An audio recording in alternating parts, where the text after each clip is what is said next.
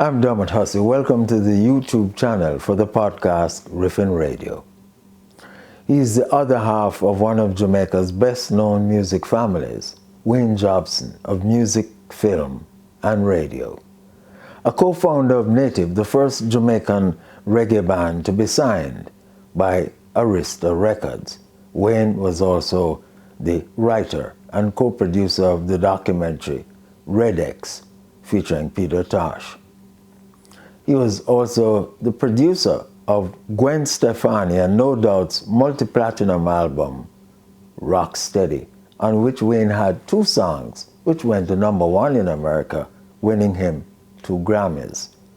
In radio, he was a program director at XM Satellite Radio, and he was DJ and producer for the Reggae Revolution broadcast by KROQ-FM Los Angeles.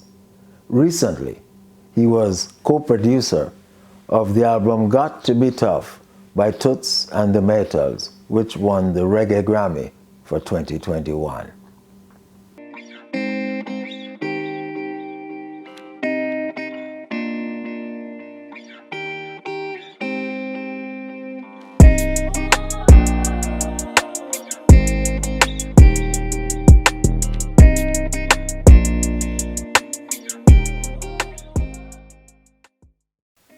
Native Wayne, good to see you, my friend.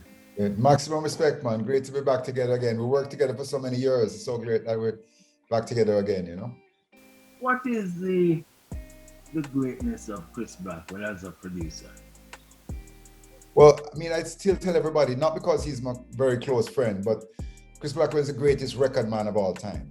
Not just as a producer, you know, having produced like Bob Marley and Cat Stevens and, you know, all of those different artists, but just as a man who championed so many brilliant artists through the time, you know. And I can give you one example of like Chris Blackwell is credited as one of the producers of Bob Marley's Redemption Song. So you would say, well, what did Chris do on Redemption Song? Well, Bob came to him and Bob said, Chris, I have this song. And he played him Redemption Song on acoustic guitar and said, okay, Bob knew this was a genius song. So Bob said, listen, I'm going to get the Wailers, I'm going to get a string section, I'm going to get these massive horns, I'm going to have the biggest production of all time, you know? Blackwell's like, no, go in the studio right now, are you going to play it on acoustic guitar? And Bob goes, but it can't be just on acoustic guitar because the whole of the rest of the album is reggae. You know, it's not going to fit. And Chris said, the magic of this song is just the acoustic guitar. Just go in. They did like 3 takes. He picked the middle one, put that on the album and said to Bob, close the album with that. So it'll be like an epilogue. And it actually was Bob's epilogue because it was the last song. But they didn't know Bob was going to die. You know, but the point is making that Chris made that decision, and the producer is the person that makes the decision. Is it going to be fast or slow? Is it going to be done in country or is it going to be done in blues? Is it going to be done in reggae or no? It's just going to be done as a masterpiece acoustic guitar with nothing else on it. And to make that decision is what the genius Chris did, to make that decision. You know what I mean? So you can say, well, he didn't produce it. Of course he produced it. He made the right decision how the song was to be done.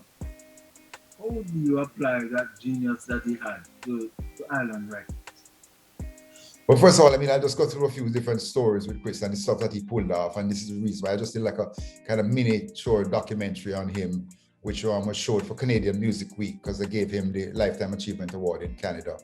And now Taylor Hackford, who is the brilliant director, you know, who did Office of a Gentleman, Academy Award guy, Taylor Hackman is actually doing the official Chris Blackwell documentary for Universal, and I'm just helping them with it. But I mean, to start off from the very beginning, how did he start Island Records? And this is one of the stories that I don't think anybody can top because this has to be the greatest record story of all time. Okay, so there's a girl in Jamaica who does a song with, I think it was Owen Gray, one of those Jamaican singers. I don't have the actual thing, but she did she had done this song with maybe I might have the name here, yeah. So Billy Small was in Jamaica, did a song with a singer in Jamaica, and they sent it to Chris to put out. So Chris had the song, and everybody he played the song for, they said, that song is good, you know, and the singer is good, the famous Jamaican singer. But at the last verse was sung by this squeaky, high voice Jamaican girl. And everybody said to Chris, that girl is good, you know.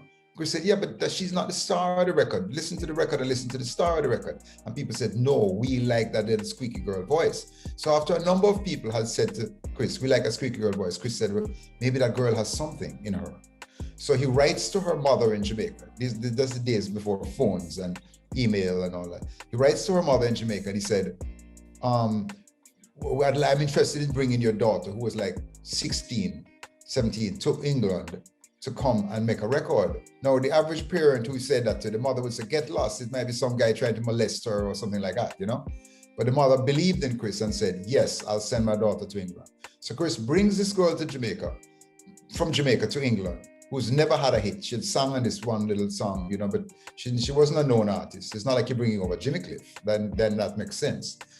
He's bringing over an unknown girl and he brings her to England. He then now gets Ernie Ranglin, who is a genius, and gets Ranglin. And they said, no, I have Ranglin, who's a genius. I have this girl who has some potential, but you know, she's never had a hit. And he found a song that he had found, because he used to buy records, record them off, and then sell the actual 45s to the sound systems for a lot of money. So he had this song he had recorded off called My Boy Lollipop, which in his brain he thought was a hit, but it hadn't been a hit, it had been a flop. So basically, Chris is taking an unknown girl with a song that was a flop and goes into the studio and records it in a new style of music that nobody had ever heard called ska. So you have to be crazy if you're going to be investing your money in an unknown girl who you had to bring from Jamaica at a lot of expense, putting her in the studio with Ernie Ranglin. That was the only proven thing, was that we knew Ranglin was a genius. Unknown girl with a flop song with a new kind of music that nobody knows, which was called ska blue beat. And you record it, finish it, and decide to put it out on your own. The chances of that record happening is absolutely zero. The record sold 7 million copies and hit the Beatles off for number one. Right now, top that, you know, nobody in history has ever taken an unknown girl, you know, with an unknown music and a flop song and made it thing. And that's how we built Island Records, was after that song. So I can't think of any other music story in history that could top that, you know what I mean? Because people are signing stars, people are signing hit songs, people are signing just not unknown forms of music, you know? So that story alone shows the brilliance of Chris Blackwell. Why was Island so successful compared to, say, Virgin, which was run by Branson, which wasn't really as successful as Island? But what happens that Blackwell gave Branson his start, you know, because Blackwell had a kind of distribution with Island. And so Branson came to him and he gave Branson a break and said, okay, well, here, you know, I'll distribute Virgin for you. Chrysalis, the other label in England, came to him. And so he was distributing a few different of the smaller labels that the majors weren't interested in because there's not enough volume of sales, you know? So Chris was willing to take smaller labels and put them out. And so Blackwell gave Branson his start with Virgin, you know, and even up to this day, there's still that brotherhood between them, but there's still a kind of rivalry because Branson took Virgin and made it much bigger than Island, you know, into a massive, massive company. But he got his start with Blackwell, you know. But I mean, some more stories like, for example, Bob Marley, after Chris signed, the Wailers came to visit him in England when they had just been kind of left, slightly abandoned by Danny Sims. And they had the only part of the story that a lot of people don't know was that Danny had recorded a lot of the Catch a Fire album with the Wailers, you know? So they were stranded in England and they had these tapes which hadn't been finished or anything. So they went to Chris and Chris took out, like, at the time it was probably about $8,000, 4,000 pounds, and gave it to them and said to them, go and finish your album. And they didn't even have enough money to get a plane fare back to Jamaica. So Chris took out $8,000 and gave to them, which at that time, that's equivalent right now of giving somebody maybe $50,000. And he gave it to them and said, okay, you know, go back to Jamaica and finish this record. No, there's not one other human on earth that would have done this, because Chris could only do it because he owned Island Records. Because if a guy from Columbia Records or Universal or A&M or something had ever given that money to the Wailers, he would have been fired immediately, because there's no guarantee you're going to get back that money. So Chris just saw something in the Wailers, because he said when the three of them, Bob Marley, Peter Tosh, and Bonnie Wailer, walked into the Island offices, they walked in like they were kings. They had that rock star presence that he could immediately see. They didn't walk in there like they were three broke guys trying to get a plane fare to go back to Jamaica, you know? So he could see that magic in them, and he trusted them with the money. And he was basically saying to them, if I trust you with this money, you have to trust me as your record company. So the trust went both ways. So Bob took the money and they went back to Jamaica and they finished up Catch a Fire. Chris said when he went to Jamaica, he could hear all of the money had gone into the album. The part he didn't say was that a lot of that had been recorded before with Danny Sims and his company, you know, and because before they had been with Columbia Records in England when they did reggae on Broadway. So by Chris having that faith in them was you know, there's nobody else on earth. So, and Bob, Chris created the biggest star in the world, Bob Marley, worldwide we're talking, because he just had that faith in them and he was willing to take a chance. Do you think any other producer could have been as successful in producing Bob Marley as Chris was?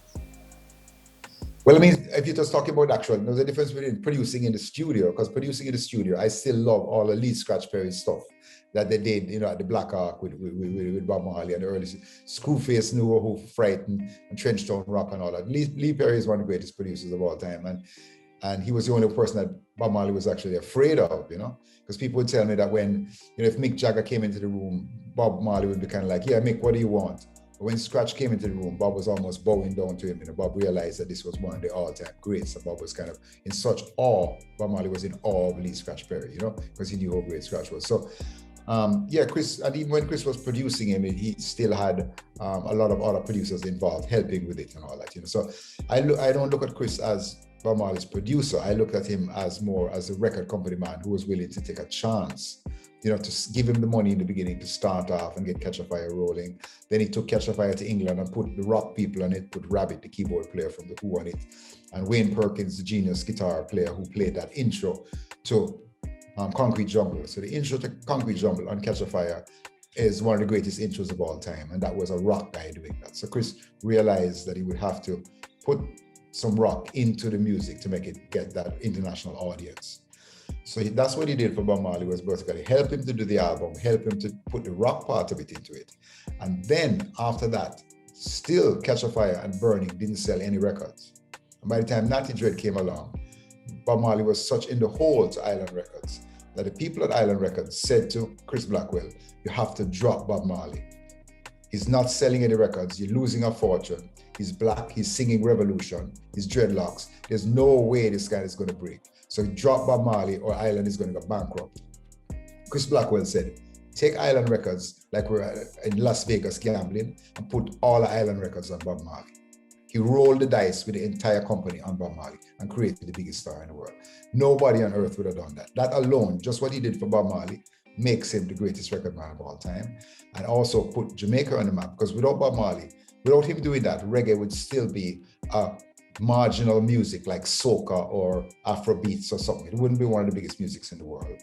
And we would never have a major star like Marley, and it wouldn't have changed the world. And what he did for Jamaica, so many people come to Jamaica just because of the reggae and the vibe of Bob Marley and all that. So Chris is basically a national hero in Jamaica for what he did for reggae and for Bob Marley. Give me 3 of your best moments with Chris Black.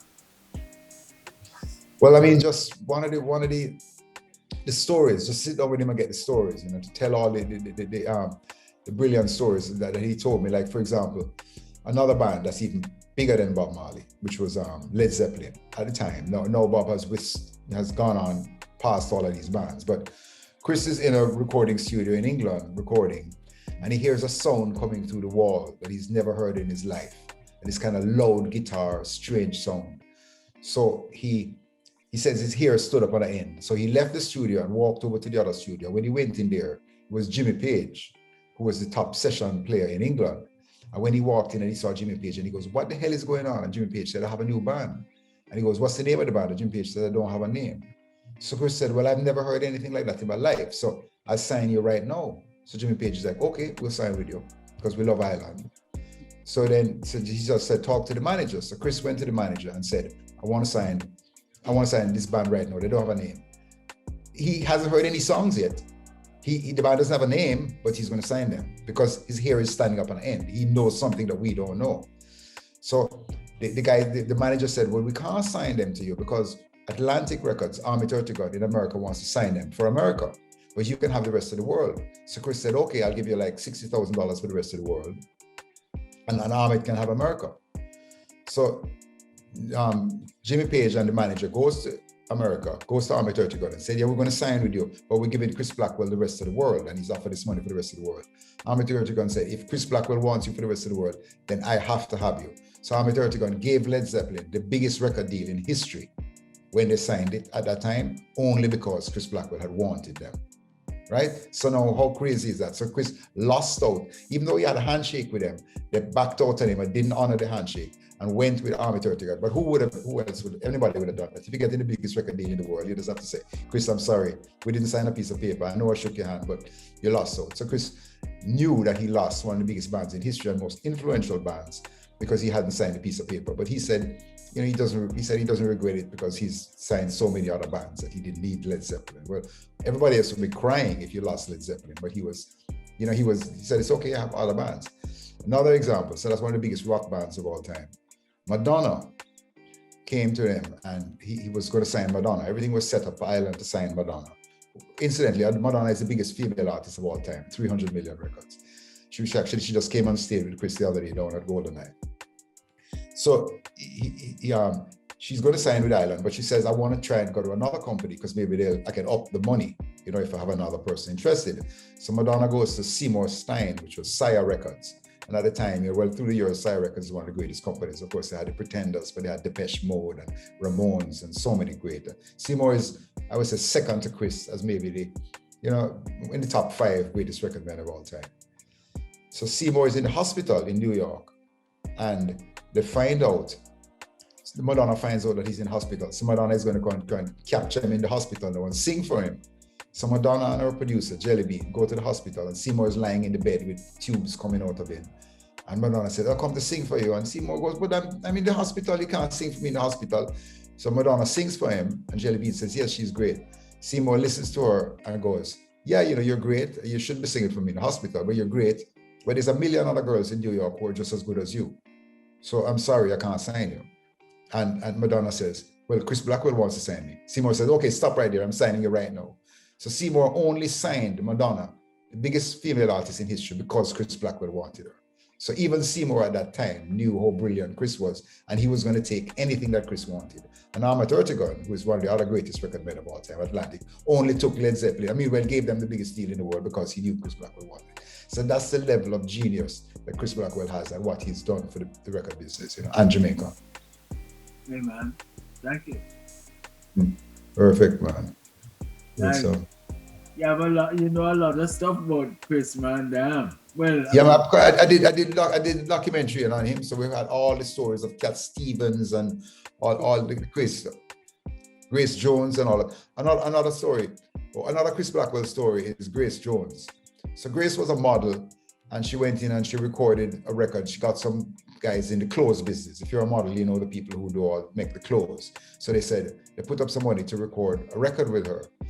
So one of the songs was La Vie en Rose. So when Chris listened to the album that she did, it was not very good, except La Vie en Rose. He knew. So the people came to him and said, Chris, we put this money into Grace and we think we're going to lose everything. Will you be willing to buy it? So Chris said, okay, I'll give you back your money. Only because he liked La Vie en Rose. And of course, he saw something in Grace Jones that maybe none of us would have seen because she was just a model. She was not a singer. She really couldn't sing. So what happens now is that Chris now says, okay, I want to make Grace into a Jamaican thing. She can't be just doing this dance music, I need her. So he takes Grace to Compass Point Studios in Nassau.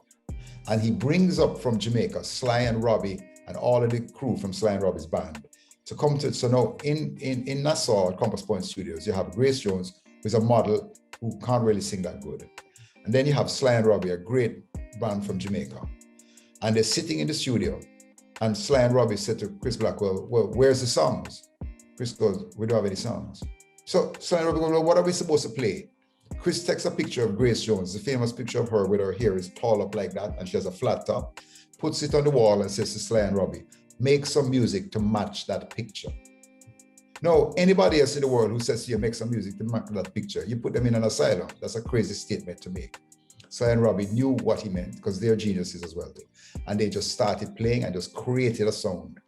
When they finished creating the sound now, Grace goes into the room to sing, but she can't really sing that good. So she has to turn off all the lights and kind of just mumble into the microphone and kind of sing a little bit like that. And eventually they came up with that sound, all the early Grace Jones stuff. So Grace Jones was created by Sly and Robbie and Chris Blackwell, believing in her, seeing something in her that we wouldn't have seen. Because you have to understand, at this time, Island Records is now a huge company. And every female singer in the world is saying to Chris, please sign me. You know, like how Madonna was saying, please sign me. But this was before that. And Chris was like, no. I want this girl because I see something in her and she's a model. Grace then sang the songs, wrote the songs, got better and better and better. And I saw Grace at the Hollywood Bowl a few years back. Sold out Hollywood Bowl, 18,000 people.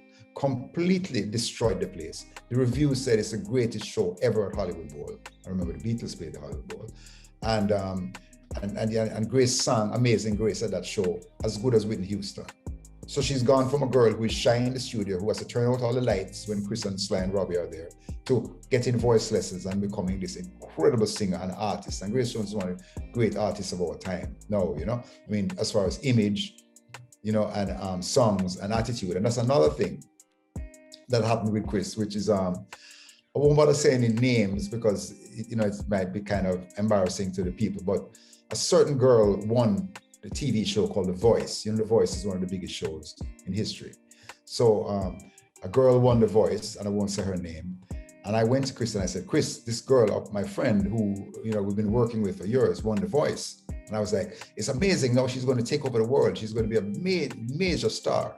Chris goes, her career is over. I go, what the hell are you talking about? How could her career over? She just won the biggest TV show in the world. Her career could not be over. Chris said, her voice is over. Her career is over. Chris says, the music business has nothing to do with voice. He didn't say this, but I'm saying this. If you want to hear the greatest voices in the world, go to a Baptist church in Alabama on a Sunday, and you hear the greatest voices in the world. Nobody can sing like those church girls, you know, in those things. Chris said, there's nothing to do with voice. He said, the music business is about SIA, 3 different things: songs, image, and attitude. And Grace Jones had the image and the attitude, and he found the songs for her and helped her write the songs. So Chris Blackwell's main message to anybody in the music business: if you don't have the songs, the image, and the attitude, you're never going to make it. Even though you could have won The Voice, which means you have one of the best voices in the world, but if you don't have those 3 things, you're not going to make it, you know. And that's why in the beginning, Chris helped Chronix, you know. And if actually Chronix is my favorite artist in Jamaica right now, you know. He's actually my neighbor up in the hills above St. Anne's Bay. And, you know, he just has the most interesting songs, different things. Chronix is not trying to make corny pop music like a lot of other people. You know, he's doing deep Rasta music with meaning, and, you know, and he's not trying to get a hit. He doesn't sign with a major. He could easily sign with any major, you know, get the big money. You know, he wants to own everything himself, control everything himself. And I think this is one of the things that Chris taught him. You do not have to go to the major to get the big money.